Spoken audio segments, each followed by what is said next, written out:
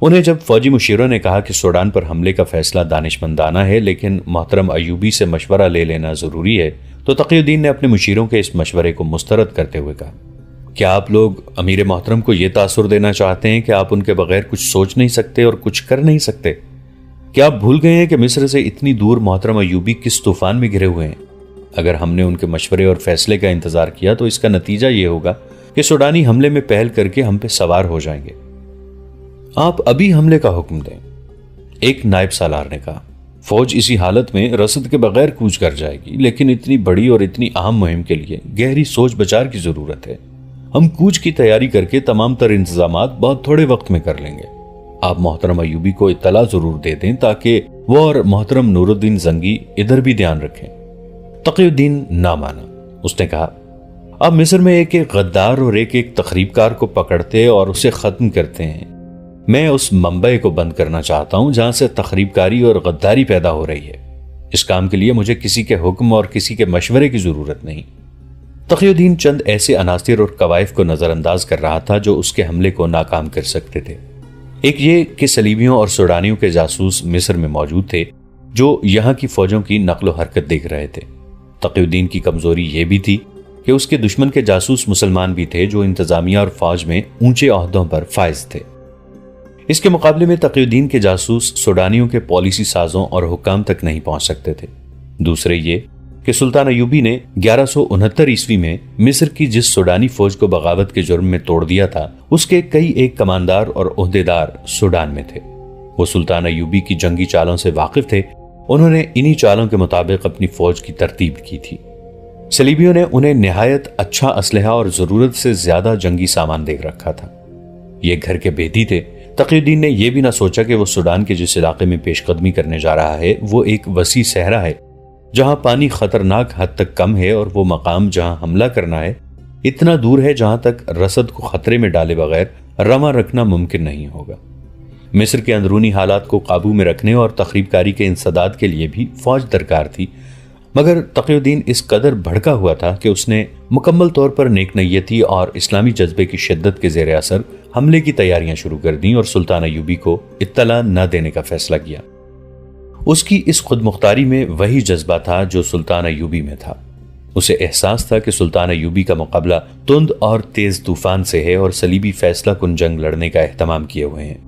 اس نے جو کچھ سوچا تھا درست تھا۔ اس وقت سلطان ایوبی کرک سے 8-9 میل دور ایک چٹانی علاقے میں اپنا ہیڈ کوارٹر قائم کیے ہوئے تھا۔ یہ ان کا عارضی قیام تھا۔ وہ اپنے ہیڈ کوارٹر کو خانہ بدوش رکھا کرتے تھے۔ جس مقام پر انہیں حملہ کرانا یا شب خون مروانا ہوتا تھا، وہ اس کے قریب رہتے اور حملہ کرنے والے دستے کے کمانڈر کو بتا دیا کرتے کہ وہ ان کی واپسی کے وقت کہاں ہوگا۔ ان کے چھاپا مار کمانڈو جانباز صلیبی فوج کی تمام تر کمک تباہ کر چکے تھے۔ چھاپا ماروں کے چھوٹے چھوٹے گروہ اس صلیبی فوج کے لیے ناگہانی مصیبت بنے ہوئے تھے جو صحرا میں پھیلی ہوئی تھی۔ صلیبیوں کا نقصان تو بہت ہو رہا تھا، لیکن چھاپا ماروں کی شہادت غیر معمولی طور پر زیادہ تھی۔ 10 جانباز جاتے تو 3-4 واپس آتے تھے۔ یہ رپورٹیں بھی ملنے لگ گئی تھیں کہ صلیبیوں نے ایسے انتظامات کر لیے ہیں جو شب خون اور چھاپے کو کامیاب نہیں ہونے دیتے، لہٰذا اب چھاپا ماروں کو جان کی بازی لگانی پڑتی تھی۔ سلطان ایوبی اپنی چالیں اور فوجوں کا پھیلاؤ بدلنے کی سوچ رہے تھے۔ معلوم ہوتا ہے صلیبی مجھے آمنے سامنے آنے پر مجبور کر رہے ہیں، سلطان ایوبی نے اپنے فوجی نائبین سے کہا۔ میں انہیں کامیاب نہیں ہونے دوں گا اور میں اب اپنے اتنے زیادہ جوان مروانے سے بھی گریز کروں گا۔ میں چھاپا مار دستوں کی نفری میں اضافہ کرنے کا مشورہ دوں گا، ایک نائب نے کہا، اور میں یہ بھی مشورہ دوں گا کہ ہمیں دشمن کی قوت کو صرف اس لیے نظر انداز نہیں کرنا چاہیے کہ ہماری فوج میں جذبہ زیادہ ہے۔ جذبہ سپاہی کو بے جگری سے لڑا کر مروا سکتا ہے، فتح کا ضامن نہیں ہو سکتا۔ صلیبیوں کے مقابلے میں ہماری نفری بہت کم ہے۔ ہمیں یہ بھی نہیں بھولنا چاہیے کہ صلیبی فوج کا بیشتر حصہ زرہ پوش ہے۔ سلطان ایوبی مسکرائے اور بولے، لوہا جو انہوں نے پہن رکھا ہے وہ انہیں نہیں ہمیں فائدہ دے گا۔ کیا آپ نے دیکھا نہیں کہ صلیبی کوچ کرتے ہیں تو رات کو کرتے ہیں یا صبح کے وقت؟ اس کی وجہ یہ ہے کہ وہ دھوپ سے بچنے کی کوشش کرتے ہیں۔ سورج اوپر رکھتا ہے تو اس کی تمازت ذرا بختر کو انگاروں کی طرح سرخ گرم کر دیتی ہے۔ ذرا پوش سپاہی اور سوار لوہے کے خود اور آہنی سینہ پوش اتار پھینکنا چاہتے ہیں۔ اس کے علاوہ لوہے کا وزن ان کی حرکت کی تیزی ختم کر دیتا ہے۔ میں انہیں دوپہر کے وقت لڑاؤں گا جب ان کے سروں پر سورج رکھا ہوا ہوگا، ان کا پسینہ نکال کر ان کی آنکھوں میں ڈالے گا اور وہ اندھے ہو جائیں گے۔ آپ نفری کی کمی کو متحرک طریقہ جنگ سے اور جذبے سے پورا کریں۔ اتنے میں سلطان ایوبی کے انٹیلیجنس کے سربراہ علی بن سفیان کا ایک نائب زاہدان آ گیا۔ اس کے ساتھ 2 آدمی تھے۔ سلطان ایوبی کی آنکھیں چمک اٹھی۔ ان دونوں آدمیوں کو انہوں نے بٹھایا اور پوچھا، کیا خبر ہے؟ دونوں نے اپنے اپنے گریبان کے اندر ہاتھ ڈالے اور لکڑی کی بنی ہوئی صلیبیں باہر نکالی جو ان کی گردنوں سے بندھی ہوئی تھی۔ وہ صلیبی نہیں، مسلمان تھے۔ اپنے آپ کو صلیبی ظاہر کرنے کے لیے وہ صلیبیں گلے میں لٹکا لیتے تھے۔ دونوں نے صلیبیں اتار کر نیچے پھینک دیں۔ ان میں سے ایک نے اپنی رپورٹ پیش کی۔ یہ دونوں جاسوس تھے جو کرک سے واپس آئے تھے۔ ہم پہلے بھی بتا چکے ہیں، کرک فلسطین کا ایک قلعہ بند شہر تھا جس پر صلیبیوں کا قبضہ تھا۔ صلیبی شوبک نام کا ایک قلعہ سلطان ایوبی کے ہاتھ ہار چکے تھے۔ وہ کرک کسی قیمت پر دینا نہیں چاہتے تھے۔ اس کے بعد انہوں نے دفاعی انتظامات بڑے ہی سخت کر دیے تھے، جن میں ایک بندوبست یہ تھا کہ وہ قلعہ بند ہو کر نہیں لڑنا چاہتے تھے۔ شوبک سے جب عیسائی اور یہودی باشندے مسلمانوں کے ڈر سے کرک بھاگ رہے تھے، اسی وقت سلطان ایوبی نے اپنی فوج اور انتظامیہ کو یہ حکم دیا تھا کہ بھاگنے والے غیر مسلموں کو روکیں اور انہیں واپس لا کر ان کے ساتھ اچھا سلوک کریں۔ لیکن سلطان ایوبی نے ایک خفیہ حکم یہ بھی دیا تھا کہ زیادہ تر باشندوں کو جانے دیں۔ اس حکم میں راز یہ تھا کہ غیر مسلم باشندوں میں سلطان کے جاسوس بھی جا رہے تھے۔ اپنے جاسوس دشمن کے اس شہر میں اور مضافات میں جس پر تھوڑے عرصے بعد حملہ کرنا تھا، بھیجنے کا یہ موقع نہایت اچھا تھا۔ مسلمان جاسوس عیسائی اور یہودی پناہ گزینوں کے بھیس میں کرک چلے گئے تھے۔ وہاں کے مسلمان باشندوں کو ساتھ ملا کر انہوں نے خفیہ اڈے بنا لیے تھے۔ وہ وہاں سے اطلاعات بھیجتے رہتے تھے۔ سلطان ایوبی ذاتی طور پر ان کی رپورٹیں سنا کرتے تھے۔ اس روز 2 جاسوس آئے تو سلطان ایوبی نے انہیں فوراً اپنے خیمے میں بلا لیا اور باقی سب کو نکال دیا۔ جاسوسوں کی رپورٹ میں صلیبیوں کی فوج کی نقل و حرکت اور ترتیب کے متعلق اطلاعات۔ سلطان ایوبی ان کے مطابق نقشہ بنا رہے تھے۔ اس دوران ان کے چہرے پر کوئی تبدیلی نہیں آئی۔ جاسوسوں نے جب کرک کے مسلمان باشندوں کی بے بسی اور مظلومیت کی تفصیل سنائی تو سلطان کے چہرے پر نمایاں تبدیلی آ گئی۔ ایک بار تو وہ جوش میں اٹھ کر کھڑے ہو گئے اور خیمے میں ٹہلنے لگے۔ جاسوسوں نے انہیں بتایا کہ شوبک سے صلیبی شکست کھا کر کرک پہنچے تو انہوں نے مسلمانوں کا جینا حرام کر دیا۔ سلطان ایوبی کو بہت سے حالات کا تو پہلے سے علم تھا۔ ان 2 جاسوسوں نے انہیں بتایا کہ اب وہاں بازار میں جن مسلمانوں کی دکانیں ہیں وہ بہت پریشان ہیں۔ غیر مسلم تو ان کی دکانوں پر جاتے نہیں، مسلمانوں کو بھی ڈرا دھمکا کر ان کی دکانوں سے دور رکھا جاتا ہے۔ وہاں مسلمانوں کے خلاف نفرت کی باقاعدہ مہم شروع کر دی گئی ہے۔ عیسائی اور یہودی مسجدوں کے سامنے اونٹ، گھوڑے اور دیگر مویشی باندھ دیتے ہیں۔ اذان اور نماز پر کوئی پابندی نہیں، لیکن جب اذان ہوتی ہے تو غیر مسلم شور مچاتے، ناچتے اور مذاق اڑاتے ہیں۔ جاسوسوں نے بتایا کہ مسلمانوں کا قومی جذبہ ختم کرنے کے لیے وہاں اس قسم کی افواہیں زور و شور سے پھیلائی گئی ہیں کہ صلاح الدین ایوبی اتنا شدید زخمی ہو کر دمشق چلا گیا ہے کہ اب تک مر چکا ہوگا، اور یہ بھی کہ سلطان ایوبی کی فوج کمان کی کمزوری کی وجہ سے صحرا میں بکھر گئی ہے اور سپاہی مصر کی طرف بھاگ رہے ہیں، اور یہ بھی کہ مسلمان اب کرک پر حملہ کرنے کے قابل نہیں رہے، اور بہت جلد شوبک بھی صلیبیوں کو واپس ملنے والا ہے، اور یہ بھی کہ سوڈانی فوج نے مصر پر حملہ کر دیا ہے اور مصر کی فوج سوڈانیوں کے ساتھ مل گئی ہے۔ جاسوسوں نے یہ بتایا کہ اب الصبح پادری مسلمان محلوں میں گھومتے پھرتے اور ہر مسلمان گھر کے دروازے پر گھنٹیاں بجاتے اپنے مذہبی گیت گاتے اور مسلمانوں کو دعائیں دیتے ہیں۔ وہ اپنے مذہب کا اور کوئی پرچار نہیں کرتے۔ یہ پرچار وہاں کی عیسائی اور یہودی لڑکیاں کرتی ہیں جو مسلمان نوجوانوں کو جھوٹی محبت کا جھانسا دے کر ان کے ذہن تباہ کر رہی ہیں۔ یہ لڑکیاں مسلمان لڑکیوں کی سہیلیاں بن کر انہیں اپنی آزادی کی بڑی ہی دلکش تصویر دکھاتی ہیں اور انہیں بتاتی ہیں کہ مسلمان فوج جو علاقہ فتح کرتی ہے وہاں مسلمان لڑکیوں کو بھی خراب کرتی ہے۔ ان رپورٹوں میں سلطان ایوبی کے لیے کوئی نئی بات نہیں تھی۔ ابتدا میں ان کے جاسوس انہیں کرک کے مسلمانوں کی حالت زار بتا چکے تھے۔ وہاں کے مسلمانوں کا یہ حال تھا کہ وہ سلطان ایوبی اور ان کی فوج کے خلاف کوئی حوصلہ شکن افواہ نہیں سننا چاہتے تھے، لیکن وہاں جو بھی بات ان کے کانوں میں پڑتی تھی حوصلہ شکن ہوتی تھی۔ وہ ڈرتے بات نہیں کرتے تھے۔ ان کے گھروں کی دیواروں کے بھی کان تھے، وہ اکٹھے بیٹھنے سے بھی ڈرتے تھے۔ جنازے اور بارات کے ساتھ بھی جاسوس ہوتے تھے اور مسجدوں میں بھی جاسوس تھے۔ ان کی بدنصیبی تو یہ تھی کہ جاسوسی ان کے اپنے مسلمان بھائی کرتے تھے۔ وہ اپنے گھروں میں بھی سرگوشیوں میں باتیں کرتے تھے۔ کسی مسلمان کے خلاف صرف یہ کہہ دینا کہ وہ صلیبی حکومت کے خلاف ہے اسے بیگار کیمپ میں بھیجنے کے لیے کافی ہوتا تھا۔ لیکن سالار اعظم، ایک جاسوس نے کہا، اب وہاں ایک اور چال چلی جا رہی ہے، وہ یہ کہ مسلمانوں کے ساتھ اچھا سلوک ہونے لگا ہے۔ صلیبی حکومت نے اس کی ایک مثال یہ پیش کی ہے کہ ایک عیسائی حاکم نے ایک مسجد کو پوسیدہ حالت میں دیکھا تو اس کی مرمت کا حکم دیا اور اپنی نگرانی میں مرمت کرا دی۔ انہوں نے بیگار کیمپ کے مسلمانوں کو رہا تو نہیں کیا، لیکن انہیں کچھ سہولتیں دے دی ہیں، روزمرہ مشقت کا وقت بھی کم کر دیا ہے، لیکن ان کے کانوں میں یہی ڈالا جاتا ہے کہ تم نے صلیب کے خلاف بہت بڑا جرم کیا ہے، پھر بھی تم پر رحم کیا جا رہا ہے۔ یہ پیار اور محبت کا ہتھیار بڑا ہی خطرناک ہے۔ اس جھوٹے پیار سے غیر مسلمان نوجوانوں کو نشے اور جوئے کا عادی بناتے جا رہے ہیں۔ اگر ہم نے حملے میں وقت ضائع کیا تو کرک کے مسلمان اگر مسلمان ہی رہے تو برائے نام مسلمان ہوں گے، ورنہ وہ قرآن سے منہ موڑ کر گلے میں صلیب لٹکا لیں گے۔ اس صورت میں اس وقت وہ ہماری کوئی مدد نہیں کریں گے جب ہم کرک کا محاصرہ کریں گے۔ اس پیار کے ساتھ ساتھ مسلمانوں کے خلاف جاسوسی پہلے سے زیادہ ہو گئی ہے اور گرفتاریاں ہوتی رہتی ہیں۔ ابھی تک مسلمانوں کا جذبہ قائم ہے اور وہ ثابت قدم رہنے کا تہیہ کیے ہوئے ہیں۔ انہوں نے ابھی تک غیر مسلموں کے پیار کو قبول نہیں کیا، مگر وہ زیادہ دیر تک ثابت قدم نہیں رہ سکیں گے۔ یہی وہ صورتحال تھی جس کی تفصیل سن کر سلطان ایوبی پریشان ہو گئے تھے۔ انہیں یہ اطلاع بہت تکلیف دے رہی تھی کہ مسلمانوں کے خلاف جاسوسی کر رہے ہیں۔ ان کے لیے پریشانی کی دوسری وجہ یہ تھی کہ مقبوضہ علاقے میں صلیبیوں نے مسلمانوں کے خلاف پیار کا ہتھیار استعمال کرنا شروع کر دیا تھا، اور اس کے ساتھ ہی نوجوانوں کی کردار کشی کا بھی عمل شروع ہو گیا تھا۔ ان دونوں سے زیادہ خطرناک وہ افواہیں تھیں جو وہاں کے مسلمانوں میں اسلامی فوج کے خلاف پھیلائی جا رہی تھیں۔